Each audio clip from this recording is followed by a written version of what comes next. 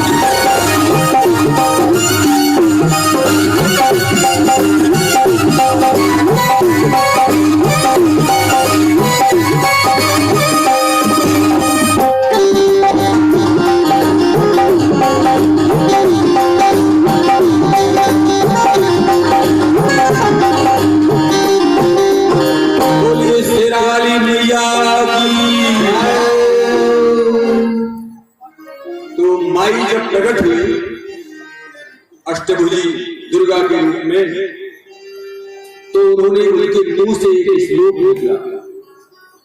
क्या निकला? हम लोगों के लिए निकला। तपः संतोष आस्तिक्यम दानम देवस्य पूजनम असिद्धांतम श्रवणम चैव पीबति जपोहुतम। ये मैं नहीं कह रहा, ये मां शेरा वाली ने खुद कहा। अब इसकी व्याख्या हम करके आपको सुनाने जा रहे हैं। वो भी इन्हीं का दिया हुआ सब कुछ है।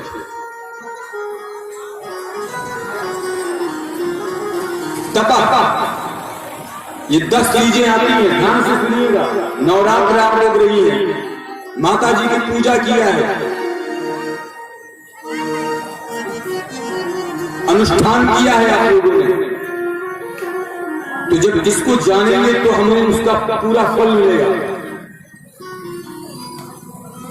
तपा, तप तप तप से जानते हैं क्या होता?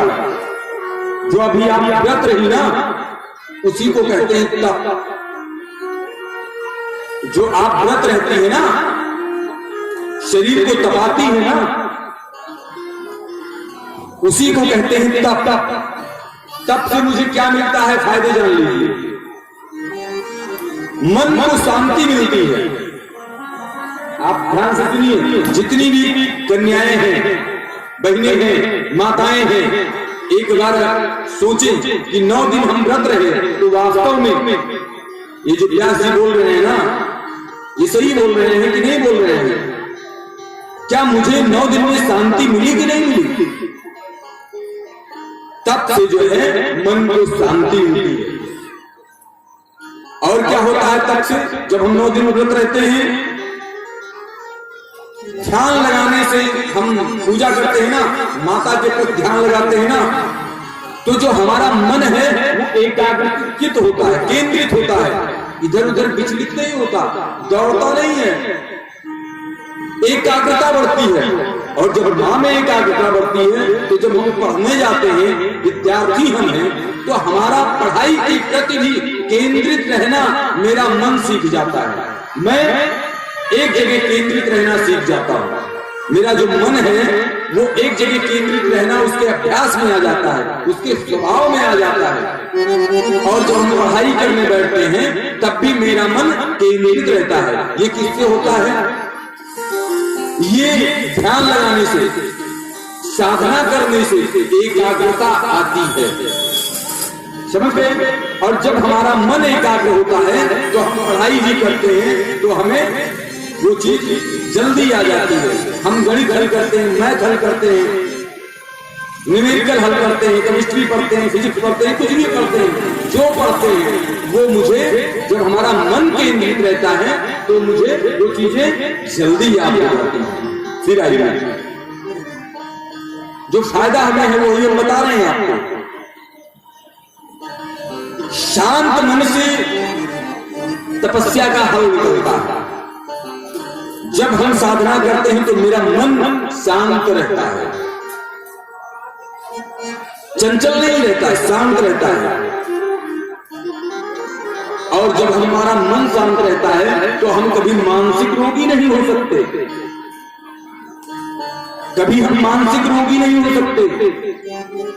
कहते नहीं कि हम टेंशन है दिमाग में, कभी टेंशन नहीं हो सकता दिमाग में।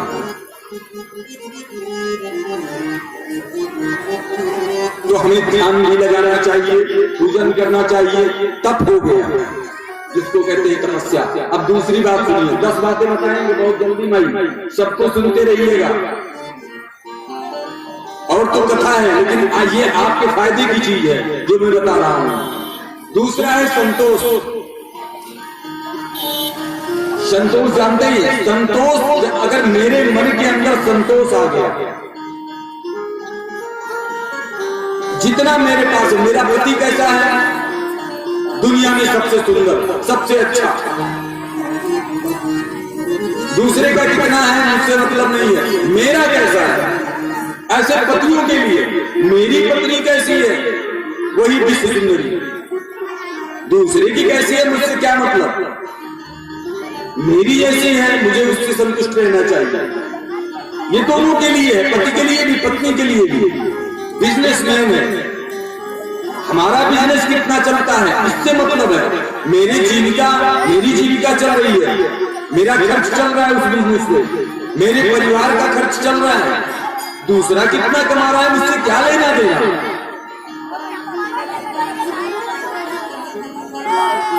जब नुकसान इससे क्या होता है, जब हमारे अंदर संतोष नहीं होता है तो हम दूसरों से जलने लगते हैं, ईर्ष्या हमारे अंदर पैदा हो जाती है। समझ गए। इन बच्चों को शांत कराया जाए भैया।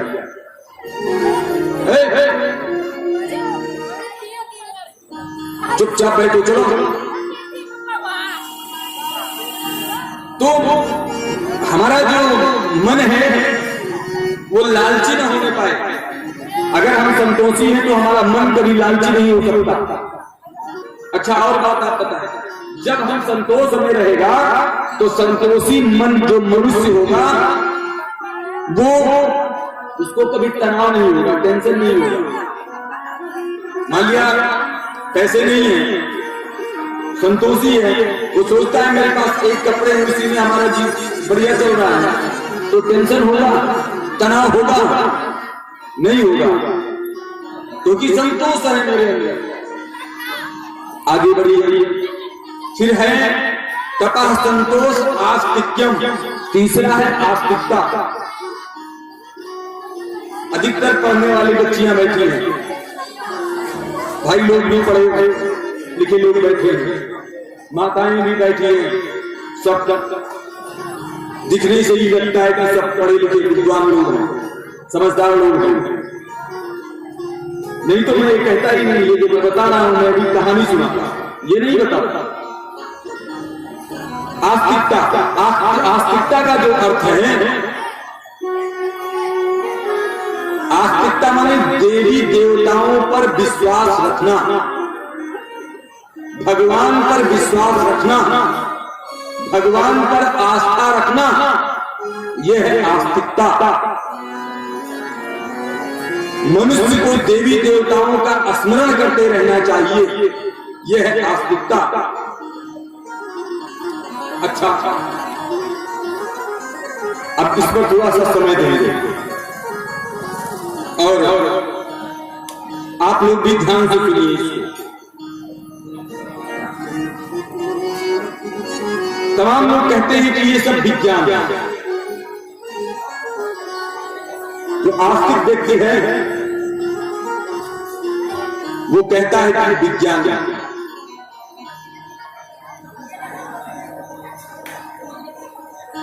ये बताइए, हमारे शरीर से क्या निकल जाता है? अभी जो मैंने कहा आपसे, ईशावास्यमिदं सर्वम। और जो आस्तिक हैं वो दर्शन कर लेते हैं, उनके पास आंखें हैं, इसीलिए आस्तिकता जरूरी होती है। जो नास्तिक व्यक्ति होता है, एक बहुत कटु बात कहने जा रहे हैं, ध्यान से सुनिएगा। जो नास्तिक व्यक्ति होता है वो पशु के समान होता है। मनुष्य रूपेण मृगाः चरन्ति। नास्तिक व्यक्ति मनुष्य के पशु के समान होता है। और जो ऐसा व्यक्ति होता है उससे कोई भी गलती हो सकती है, क्योंकि वो भगवान को मानता ही नहीं है। अब क्यों गलती हो जाती है वो भी मैं बताऊंगा। अगर डर जो है, डर जिसका खत्म हो जाए, अभी डर खत्म हो जाए कि अभी हम 302 करेंगे तो हम जेल चले जाएंगे ना, तो हम मूली और आदमी को मूली गाजर समझ लेंगे। मतलब एक डर है मेरे ऊपर, इसका कानून का। तो जो नास्तिक व्यक्ति होता है, जो आस्तिक व्यक्ति होता है, वो भगवान को डरता है। और जो नास्तिक व्यक्ति होता है वो ये जानता है भगवान है ही नहीं, तो डर किस बात का, किसका डरना। तो वो भगवान जब वो जान रहा है कि जब कोई है ही नहीं, कोई देखने वाला नहीं है, तो वो तमाम गलतियां किया करता है, उल्टी सीधी है। कभी भी नास्तिक व्यक्ति, एक चीज में बहनें बैठी हैं, माताएं बैठी हैं, मैं उनको एक बात बताने जा रहा हूं। कभी भी अगर किसी ने नास्तिकता की बात कर दी तो कभी उस नास्तिक व्यक्ति पर कभी विश्वास नहीं करना। कभी भी जीवन में विश्वास, नास्तिक व्यक्ति पर कभी विश्वास नहीं करना, क्योंकि उसके ऊपर भगवान का डर नहीं है। वो भगवान को नहीं डर, भगवान को मानता ही नहीं, ये नहीं सोचता मेरे ऊपर भी कोई है। तो कोई भी गलती कर सकता है, चोरी कर सकता है, किसी की जेब काट सकता है, गिरा से गिरा, नीच से नीच काम कर सकता है नास्तिक व्यक्ति। आप नास्तिक ना हो, आप आस्तिक बने रहे। क्यों? मैं दर्शन करवाता हूं, कहा नहीं है भगवान। हम जब देखेंगे, हमारी आंखें होंगी तो हमें भगवान को दिखाएंगे कि भगवान ये है भगवान। जब हमारी आंखें जो होंगी, जो जिनकी आंखें हैं, जो आस्तिक व्यक्ति हैं, वो सब भगवान का दर्शन करते हैं। कहां कहां करते हैं वो भी मैं बता दूं। फूलों के बीच पुष्प देखा है ना, फूलों में खुशबू कैसे आया, कहां से आया? फूलों के बीच खुशबू, दर्शन करिए। फूलों के बीच खुशबू बनकर महक रहा है, फूलों के बीच खुशबू। फूलों के बीच खुशबू, फूलों के बीच खुशबू बनकर महक रहा है, फूलों के बीच खुशबू।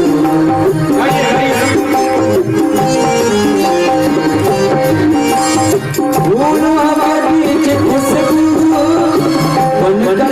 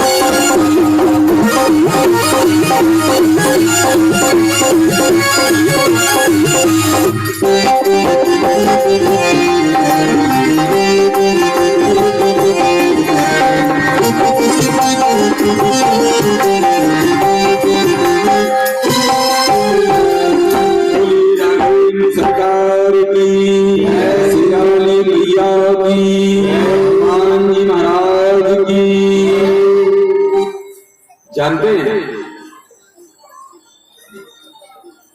हम केवल मेरी आंखें होनी चाहिए पक्षियों के बीच चहचहाट के रूप में, फूलों की खुशबू के रूप में, और यही नहीं,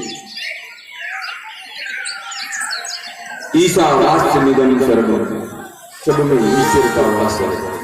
बस केवल हमारी आंखें हैं, पहचानने की आंखें हैं।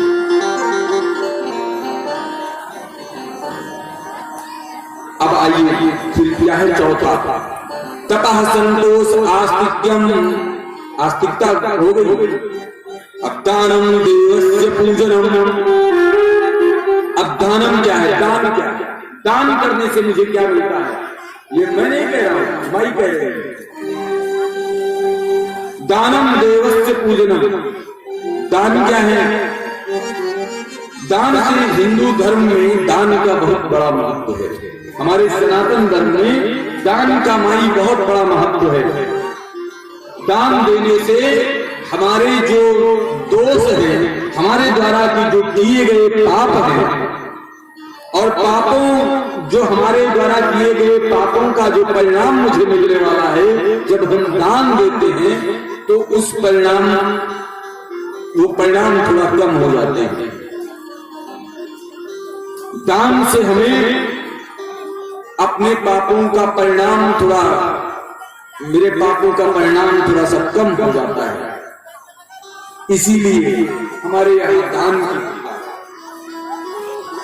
और फिर माता जी ने क्या कहा, दानम देवस्य पूजनम, अब देव पूजन जो 5वां नंबर आता है देव पूजन का, तो देव पूजन क्या है, अच्छे कर्मों के साथ, जैसे हम लोग यहाँ इकट्ठा हुए हैं, माता जी की प्रतिमा रखे हैं, और उसके बाद में देवी देवताओं की हम लोग पूजा किया करते हैं।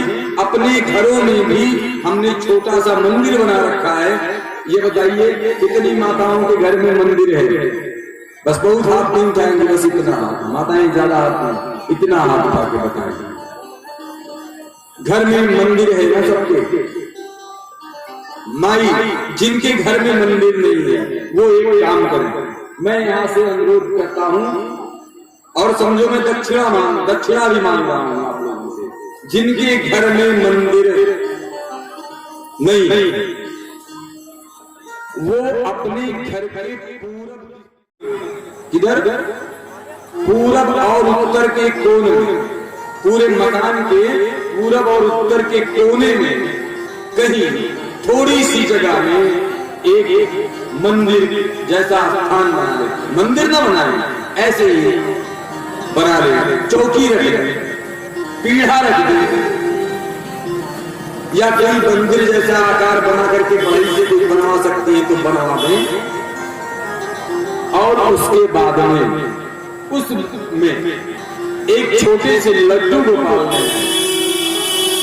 कितने क्या, एक छोटे से लड्डू गोपाल, और उनको प्रतिदिन, लड्डू गोपाल के लिए ज्यादा कुछ करने की जरूरत नहीं है, नहाए हैं नहीं नहाए हैं कोई बात नहीं, थोड़ा साफ सुथरे हैं बस, उनकी सेवा आप कर सकते। बड़े बड़े जैसे छोटे से बालक की सेवा करती है, ऐसे भगवान को छोटा सा रूप बना लो कि भगवान छोटे से भगवान है मेरे हैं, और मैं उनकी पूजा करता और जानते हैं। लेकिन इनमें एक खासियत क्या है वो भी बता दो, ये होकर लगाते हैं वो भी बता दो।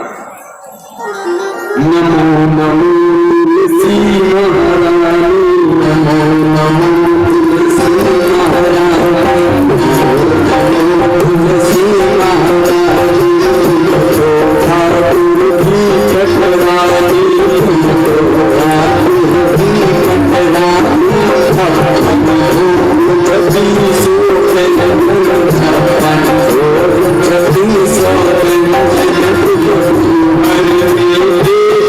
Hare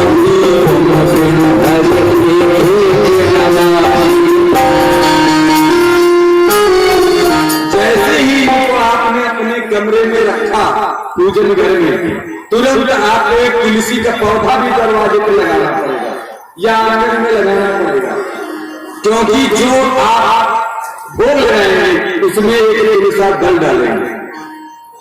समझ गए? उसमें तुलसा दल डालेंगे। अच्छा, दाल आपने बनाया, तुलसा दल डाला, तुलसी की पत्ती भोग लगाया।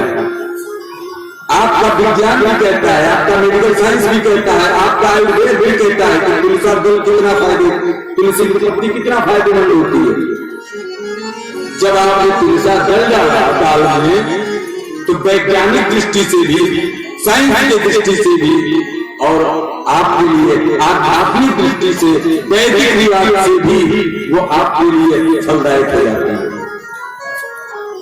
और उसको हम भगवान को भोग लगाएंगे और फिर दाल बनाया, भोजन बनाया, जो भी बनाया भगवान को अर्पित किया। अच्छा, इससे क्या होगा जानते?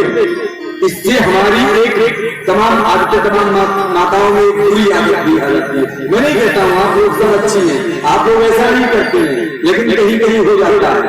बिना नहाए 9 बजे उठी, जिस घर में सूर्योदय के बाद, ब्रह्म मुहूर्त के बाद की माताएं सोती है, महिलाएं सोती है, उस घर में कभी लक्ष्मी नहीं आ सकती। कितना भी कमाएगा पति पूरा नहीं करेगा।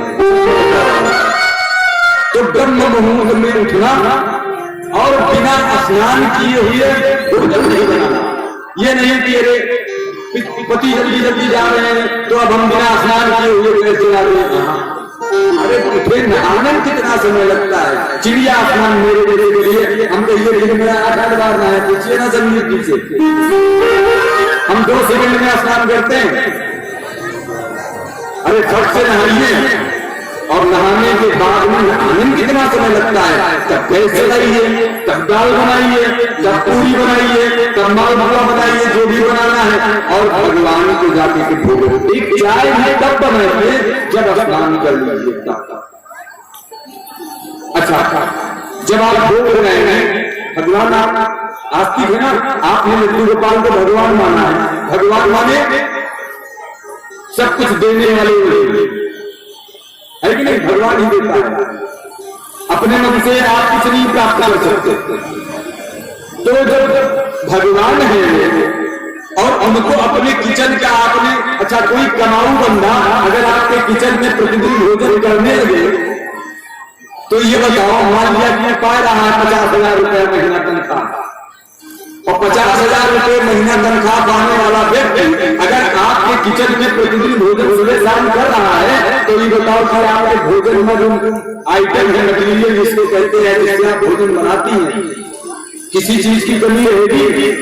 घी की, तेल की, रिफाइंड की, और हर प्रकार के आटे की, हर प्रकार सब्जी की, हर प्रकार मेवे की, चाहे पिज्जा बनाओ, चाहे बर्गर रहेगी ना, चाहे डायरी बनाओ, चाहे मालपुआ रहेगा ना, चाहे रसगुल्ला बनाओ, चाहे गुलाब जामुन रहेगा ना, क्योंकि कमाल है।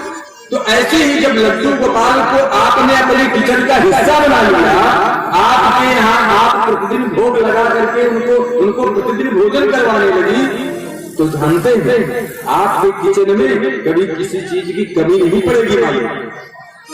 किचन संपन्न परिपूर्ण रहेगा। ये नहीं है कि आज नमक नहीं है, आज तेल नहीं है, आपके किचन में कभी किसी चीज की कमी नहीं रहेगी। ये चैलेंज के साथ मैं वादा करता हूं, 6 महीना आज से शुरू करिए, कल से भी आप जाइए ना, कल से, परसों से, नरसों से, जिस दिन शुरू कर पाइए शुरू करिए ये चीज, और उसके बाद 6 महीने। अच्छा, डॉक्टर के पास आप लोग जाती हैं, कोई बीमारी होती है, जाती है ना, तो डॉक्टर दवा देता है ना, तो कहता है भैया 10 दिन का डोज, 10 दिन खाओगी आराम मिल जाएगा, कहता है ना। तो आप दवा 10 दिन खाती है ना, तब तो आपको उस मर्ज से फायदा मिलता है ना। तो ऐसे ही मैं बता रहा हूं कि आप 6 महीने, अब कल आज लड्डू गोपाल का ले आए और कहो हमारा किचन बिल्कुल भरा भरा रहा दिखाई देते। अरे अभी आपने, मैं भी बता रहा हूं 6 महीने का कोर्स, 6 महीना जब आपको पूरा हो जाएगा, फिर आप देखिएगा, 6 महीने की बात सोचिएगा और आज की बात सोचिएगा। और आपको बताऊंगा, माई लोग, दादी लोग को बता देते, जेके पोता न हुआ हुई ना, अभी इंतजार कर रही जल्दी पोता हो जाए, पतोहिया दूठो आएगी लेकिन पोता अभी क्यों नहीं हुआ। पोता खिलावे मन कहेगा कि वह माई लोग जैसे लड्डू गोपाल के सेवा में घर में हो लगी तुरंत पोता, एक नहीं 1 2 3 तक दर्जन। हाँ तो एक बार आप शुरू करिए, हर चीज मतलब किचन भी संपन्न, पोता भी आ गए नहीं तो ये काम करेंगी माई लोग, करेंगी ना। तो ये होना चाहिए। ये हम आप लोगों से क्या मांग रहे हैं? दक्षिणा। क्या मांग रहे हैं? इतने दिन कथा सुनाए हैं उसकी दक्षिणा। अब आओ तो जो ये देखे ना नगद वाला, वो तो हम नहीं ले बैठे बेटी से बार भाई लोग बैठे हैं पीछे, ओके चिंता न करें। ये दक्षिणा आप लोगों से ही लेगा, ये आप लोगों को करना है। ये आस्तिक लोगों। अच्छा देव पूजन, देव पूजन 5वीं बात बता रहे थे ना, देव पूजन। अच्छा अब उसके बाद में कहा गया है 6वीं बात जो माई ने कहा, ततः संतोष आस्तिक्यम दानम देवस्य पूजनम। देव पूजन बता दिया ना आपको। अब सिद्धांतम 6ठा है सिद्धांत। अच्छा सिद्धांत में क्या है कि हम उल्टा सीधा काम किया करते हैं। सिद्धांत माने नियम, सिद्धांत माने कानून, सिद्धांत माने नियम, सिद्धांत माने कानून। जब हम अपने शास्त्रों को पढ़ते हैं, शास्त्रों का अध्ययन करना चाहिए। शास्त्रों में क्या है? हमारे यहाँ एक बहुत सरल पुस्तक है श्री रामचरितमानस। क्या है? श्री रामचरितमानस। संकल्प कर लीजिए कि हम एक दोहा से एक दोहा पढ़ेंगे प्रतिदिन, वो हमारी पूजा होगी। एक दोहा से एक दोहा तक पढ़ेंगे प्रतिदिन, और अगर अर्थ सही पढ़ते हैं तो और उत्तम, अर्थ सही पढ़ते हैं तो और उत्तम। एक रामायण छोटी सी मंगाइए और एक दोहा से दूसरे दोहा में पढ़िए और अर्थ सही पढ़िए तो और उत्तम रहेगा। तो शास्त्रों का अध्ययन, शास्त्रों का अध्ययन, शास्त्रों को पढ़ना, शास्त्र सिद्धांतों का श्रवण सुनिए और पढ़िए। समझ गए? तो कोई भी परेशानी जीवन में नहीं आएगी। पूछिए क्यों? श्री रामचरितमानस जिसने पूरा पढ़ लिया उसको समझिए जीना है। श्री रामचरितमानस अगर इसने पढ़ लिया, उसका चरित्र जिस पुरुष ने पढ़ लिया उसका चरित्र राम जैसा हो गया, उसका चरित्र भरत जैसा हो गया। कभी भाई में लड़ाई नहीं हो सकती। सीता जैसा चरित्र हो गया, राम जैसा चरित्र हो गया तो एक व्रत हो गया। सीता जैसा चरित्र हो गया तो एक पतिव्रता वाली नारी हो गई, देवी बन गई। इसलिए कहा गया है कि शास्त्रों के सिद्धांतों का श्रवण करना चाहिए। और एक और पुस्तक है जो समझ सकते हैं, गीता। गीता को पढ़ें, अगर पढ़ सकते हैं उसके अर्थ को पढ़ें। हिंदी में पढ़ सकते हैं गीता को। लेकिन एक बात गीता पढ़ी तो एक बात और माई ध्यान रखिए, गीता में कुछ घुसपैठिए घुस गए हैं, घुसपैठिए वो अपना दिमाग लगा करके इसमें कुछ ठूस दिया है गीता में। कुछ दूसरी पुस्तक गीता ऊपर लिखा हुआ है गीता अमृत, और अंदर भरा है कुछ और उनकी सोच, उनका उपमत, उसको न पढ़िए। गीता का मूल अर्थ पढ़िए। जो अपने विचार लोगों ने भर दिए हैं, उन्होंने सत्यानाश कर दिया, उसको न पढ़िए। जो गीता का मूल अर्थ है उसको पढ़िए। आइए शास्त्रों का सिद्धांत। और फिर 7वां है लज्जा। हर मनुष्य को लाज और शर्म होनी चाहिए, बेशर्म नहीं होना चाहिए। पशु के समान बेशर्म, लाज और लज्जा होनी चाहिए, बेशर्म नहीं होना चाहिए। फिर और बताएं, 8वीं है सद्बुद्धि। किसी भी मनुष्य के उसकी बुद्धि उसको अच्छा बुरा करना सिखाती है। सबके पास बुद्धि है, लेकिन जो अच्छे कार्यों में जो बुद्धि लगाई जाती है उसी को कहते हैं सद्बुद्धि, और बुरे कार्यों में जो लगाई जाती है उसको कहते हैं दुर्बुद्धि। तो सद्बुद्धि का प्रयोग करें, अपने बुद्धि का अच्छे जगहों पर प्रयोग करें, किसी को नीचा दिखाने के लिए प्रयोग न करें, खुद ऊंचे उठने के लिए प्रयोग करें। और नवा है जप। जप में देवी देवताओं के मंत्रों का जाप करना चाहिए। जैसे माला है ना, माला लिया, माता जी के मंत्र का जाप किया, ओम ह्रीं ह्रीं चामुंडाई विच्चे, महामृत्युंजय जाप किया, ओम नमः नमः भूर्वासा त्र्यंबकं यजामहे सुगंधिं पुष्टिवर्धनम् उर्वारुकं वन्दनान् मृत्योर्मुक्षीमामृता भूर्वासोर्वंसारम्। ऐसे ही मंत्रों का जाप करना, इसको कहते हैं जप। ओम हं हनुमते नमः, जिस भी मंत्र का या गुरु जी ने कोई मंत्र दिया है उसको आप जपते हो, उसको कहते हैं जप। ये है नवा। अब 10वां आ जाइए। किसी भी शुभ कार्य को करने के बाद, जैसे 9 दिन अभी आप लोग व्रत रही है, 9 दिन माता जी की पूजा किया है, तो 9 दिन किया, उसके बाद में यज्ञ किया जाता है। यज्ञ बने हवन। तो हवन जब हम करते हैं तो हवन में तमाम चीजें मिलाई जाती हैं। अब जान तो ये जो है, जैसे तिल लिया, तिल का आधा चावल और चावल का आधा जौ, ये मात्रा होती है। जैसे 1 किलो मैंने तिल लिया तो आधा किलो चावल और 250 ग्राम जौ, ये हमारी मात्रा होनी चाहिए। उसके बाद में हम कोई और चीज मिलाएंगे। चावल इसलिए हम लोग हवन करते हैं, चावल हमें हमारी आयु को बढ़ाती है और तिल हमारी संपदा को बढ़ाती है। और उसमें जो और भी तमाम पलाश के पुष्प और ये सब जो पड़ते हैं ना, कमल गट्टा और ये सब जो पड़ता है, वो मेरी समृद्धि को बढ़ाता है। तो जब हवन करते हैं और हवन के बाद जब हम पूर्णाहुति करते हैं तो 1 लाख ध्यान रखिए। अभी आप लोग कल नवमी है, आप लोग हवन करेंगे। हवन में सब लोग पूछ लीजिए, जो मैं करने जा रहा हूं, अपने से ज्यादा अपने विषय में कोई दूसरा नहीं जानता कि जानता है जितना मैं अपने विषय में जानता हूं, कोई जानता कोई नहीं जानता। जहां तक कि न मेरी पत्नी, मेरे माँ, मेरे बाप भी मेरे विषय में नहीं जानेंगे, न मेरे बच्चे, कोई नहीं जानेंगे। ऐसे सब लोग हैं कि जितना वो अपने विषय में जानता है उसके विषय में कोई दूसरा नहीं जानता। तो हम क्या करेंगे, अगर हम सबसे ज्यादा जानते हैं अपने विषय में, तो अपने सबसे पहली सबसे बड़ी वाली गलती हम करेंगे। तीसरा नहीं जानता है ना, बताने की भी जरूरत नहीं है, तीसरे से वो जान जाए।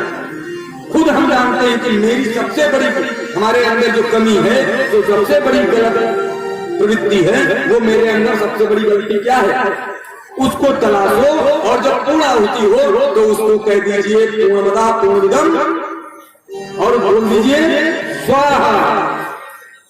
उस हवन का फल आपको मिल जाएगा, उस पूजा का फल मिल जाएगा। और आपको बता दूं, ऐसे ही